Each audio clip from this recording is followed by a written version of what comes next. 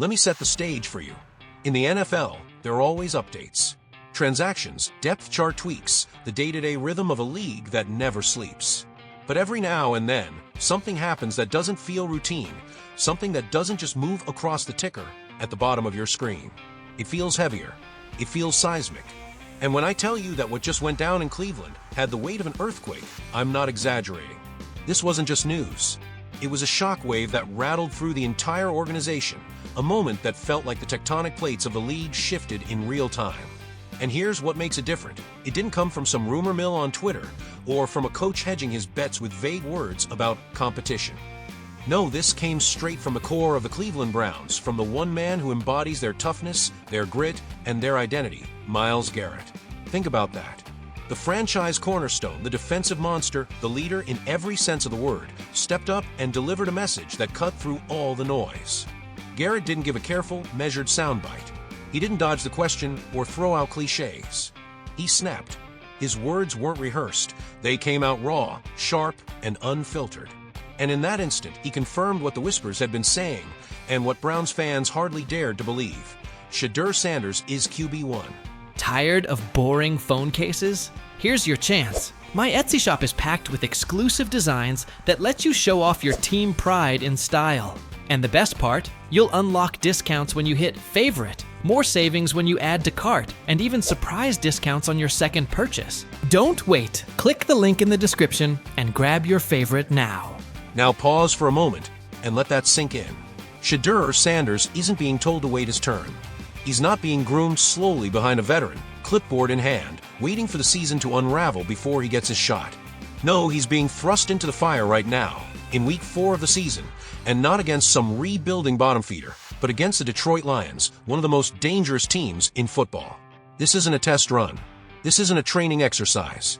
This is the real thing, a high-stakes matchup where the Browns are planting their flag and saying, this is our guy. This is the moment. And here's the thing about Detroit. They are not a soft landing spot.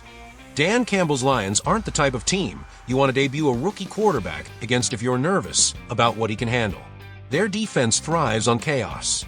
They swarm to the ball, they hit with bad intentions, and they drag you into a street fight whether you're ready for it or not. They don't just test your physicality, they test your willpower. And Cleveland, by putting Shedeur Sanders in this exact position, is sending a very clear message. They aren't treating him as a prospect or placeholder. They're treating him as the future, and they're ready to prove it against one of the league's hungriest squads. Now, you might look at this situation and think it's reckless, maybe desperate. A rookie being thrown into the fire against Detroit's front seven sounds like a recipe for disaster. But when you really break it down, it's the opposite. This isn't recklessness. This is conviction. Because when Myles Garrett puts his stamp of approval on something, it means everything. This isn't just a pro bowler giving his 2 cents. This is the captain of a ship, the anchor of the defense, the one guy who has dragged this franchise through storms while the offense cycled through quarterback after quarterback, failure after failure. He's seen the hype trains that derailed. He's watched the first-round picks flame out. He's heard the promises that never turned into wins. Garrett doesn't deal in empty words. For him to stand tall and declare that Shedeur Sanders is QB1, that's more than an endorsement. That's a declaration of faith. And let's talk about Shedeur himself, because this is not just another rookie story. This is a quarterback who has been groomed for this exact stage his entire life. The son of Deion Sanders, primetime himself, Shedeur didn't grow up in the shadows. He grew up under the brightest lights imaginable, and pressure became his natural environment. At Jackson State, he turned heads. At Colorado, he proved that he could elevate even when the world was watching, showing poise, accuracy, and an unshakable presence in the pocket. This isn't a quarterback who panics when the moment gets too big. This is someone who seems to get sharper as the stage grows brighter. And when he arrived in Cleveland, he didn't ask for respect, he earned it. Teammates saw it right away. Coaches saw it during practice. Veterans noticed the way he carried himself in the locker room. He wasn't just learning the playbook, he was absorbing it, living it, commanding it. The ball came out of his hand fast, crisp, and precise. He started hitting tight windows that most rookies wouldn't even attempt.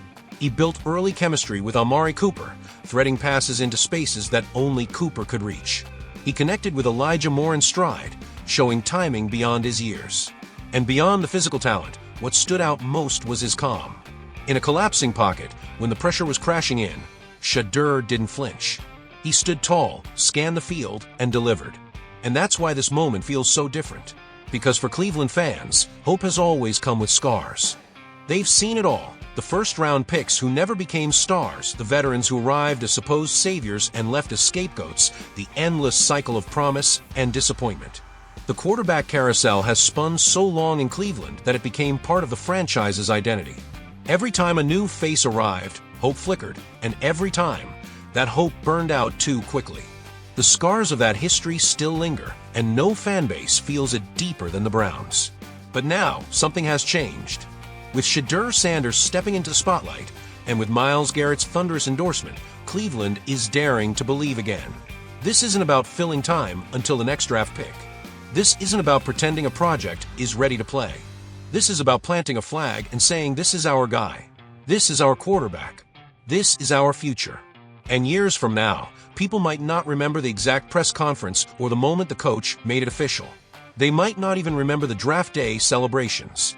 But they will remember this, Week 4 against the Detroit Lions, when the face of a franchise on defense declared to the world that the Browns had finally found their quarterback.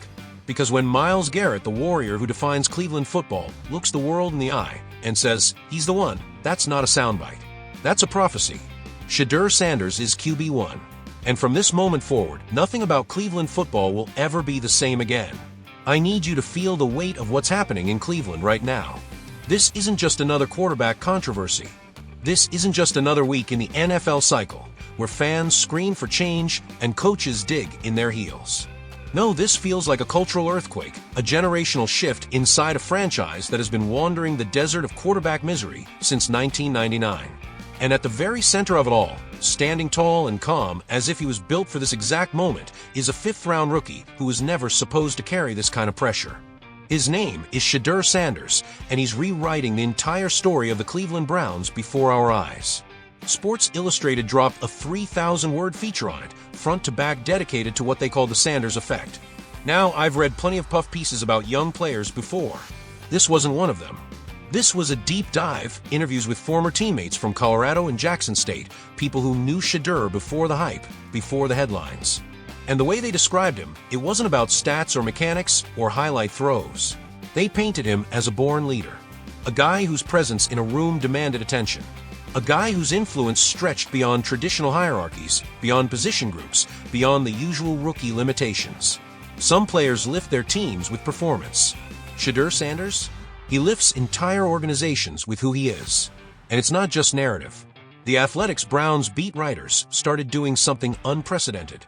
They didn't just track passing attempts or completion percentages. They tracked his popularity. They measured how fans were reacting, how social media was spiking, how ticket sales were shifting. And the numbers were undeniable. This wasn't hype. This was momentum.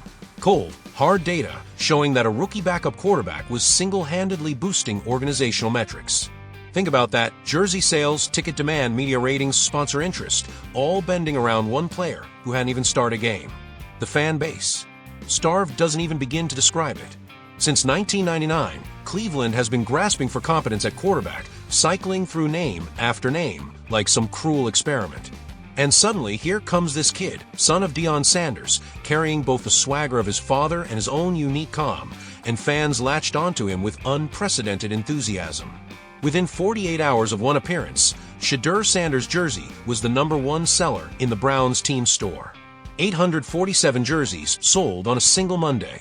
Compare that to Joe Flacco's total, 23. That's not a trend. That's a tidal wave. Online retailers couldn't keep inventory. Custom "We Want Shedeur" t-shirts, hoodies, even homemade signs became the unofficial uniform of Northeast Ohio. And then came social media. Cleveland's largest Browns fan page, over 400,000 strong, posted a clip of Sanders celebrating, and within 6 hours the numbers were staggering. 67,000 reactions, 34,000 shares, 12,000 comments. That's not just a viral post. That's a movement turning digital fire into fuel. But here's where it shifted from passion to activism.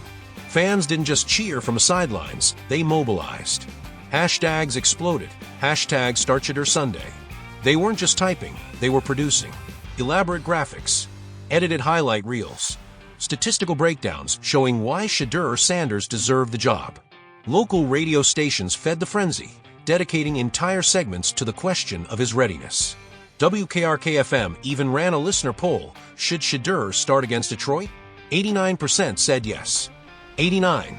For a fan base that has been betrayed too many times to count, that level of unity is almost unheard of. And then it spread. This wasn't just Cleveland anymore. Browns fan clubs in New York, Chicago, Los Angeles, Atlanta, they all began hosting watch parties built around Shedeur Sanders. Let me repeat that, not around the team. Around the player. That's cultural power. That's when you realize this is something much bigger than football. Businesses cashed in too. Restaurants created Shedeur specials. Bars gave out discounts whenever his highlights appeared. Merchandise booths outside the stadium doubled prices and still sold out of Sanders-related gear. Downtown Cleveland suddenly had weeknight foot traffic again, not because of a playoff push, but because of the energy orbiting around this rookie. And the pressure? It suffocated the organization. By midweek, season ticket holders were jamming up phone lines demanding Sanders see the field. Corporate sponsors were calling, wanting to tie their ads to Sanders' name. TV ratings for Browns coverage skyrocketed. One local station recorded its best sports audience in 3 years, all because Shedeur Sanders was in the rundown. Even the mayor of Cleveland, Justin Bibb, mentioned him during a press conference. That's when you know it's transcended sports. The tourism board confirmed it. Out-of-state hotel inquiries spiked. Travel agencies started promoting Shedeur Sanders experience packages, game tickets, merchandise, and tours of Cleveland landmarks. Local artists painted murals. Ohio-based musicians referenced him in new tracks. Even comedian Drew Carey posted support for making Shedeur the starter. A rookie quarterback had become a civic icon without ever starting a game. And don't think the AFC North wasn't paying attention. Baltimore's defensive coordinator Mike McDonald admitted the obvious: we have film on Flacco. We know his tendencies. Shedeur Sanders is a different challenge: mobility, arm talent, extending plays. It changes the way you plan. Pittsburgh's Mike Tomlin, a master psychologist, put it more bluntly: when players and fans rally around someone like that, the energy becomes infectious. Even Cincinnati's Trey Hendrickson chimed in: Flacco's a statue. Shedeur moves. That's a different kind of problem. Respect was already being built across division lines. Inside the building, Stefanski tried to keep things normal. Media swarmed practice. PR tightened protocols. But Shedeur never wavered. He kept arriving early, grinding through film, working with quarterback coach Bill Musgrave. Veteran leaders like Joel Bitonio and Ethan Posick praised him openly. He's not letting attention change him, Bitonio said. That's maturity. Posick went even further. He's handling it like a 10-year vet. Those are words you don't throw around lightly. By Thursday, whispers grew louder. Sources reported Sanders was getting more reps, even ownership was attending practices, watching closely, asking questions. The narrative was no longer if, it was when. Friday's press conference was must-see TV. Stefanski, visibly tense, declared, Joe Flacco gives us the best chance to win. But his follow-up betrayed the truth. Shedeur Sanders has exceeded every expectation we had. That wasn't dismissal. That was a coach begging for patience, trying to slow down a tidal wave. Then came game day. Sunday morning, Cleveland felt like it was hosting a playoff game. Cameras followed Shedeur from the team bus to the locker room. The stadium was packed with Sanders jerseys. Tailgates blasted his highlights on screens. Chants of "We want Shedeur" shook the air before kickoff. Even his warm-ups were treated like primetime broadcasts, dissected throw by throw. And here's the bottom line. It didn't matter what happened against Detroit. By that point, Shedeur Sanders had already transformed the Browns. He had already won something bigger than a football game. He had won the hearts of a city starved for hope. He had altered the DNA of a franchise long defined by failure. That's the Sanders effect. A fifth-round pick, the son of Deion Sanders, dismissed by some as just another developmental quarterback, now standing at the center of one of the most fascinating cultural shifts in recent NFL memory. He's already proven he can electrify a fan base, energize a locker room, and command national attention. The only question left is the hardest one of all. When will the Browns finally unleash him?